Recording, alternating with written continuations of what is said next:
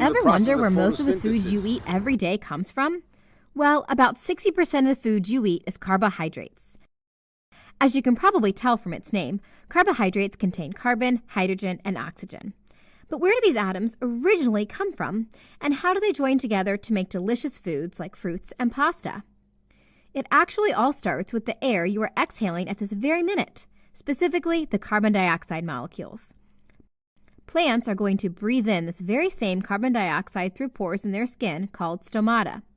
Plants drink in water from their roots to get the needed oxygen and hydrogen atoms and their electrons in order to build carbohydrates. What is that thing? Well, that's a special plant organelle inside the leaves of plants called a chloroplast. It's green because of a special light-absorbing pigment called chlorophyll.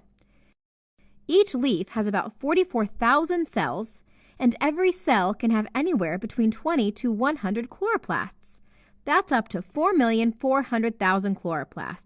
By now, you've probably guessed that we're talking about the process of photosynthesis, and you might be wondering when the sun is going to make its entrance. Let's go back to that original molecule of water. The plant has to split this molecule of water so that it can get electrons from it. But the plant can't pull that water apart by itself. It needs help from the high-energy rays of the sun. So now that the chloroplast has all the building blocks, carbon, hydrogen, oxygen, and electrons, it can use them to go through the rest of the steps of photosynthesis to transform that original carbon dioxide gas into a simple carbohydrate called glucose, C6H12O6. That little glucose molecule then helps to build bigger and better carbohydrates like cellulose.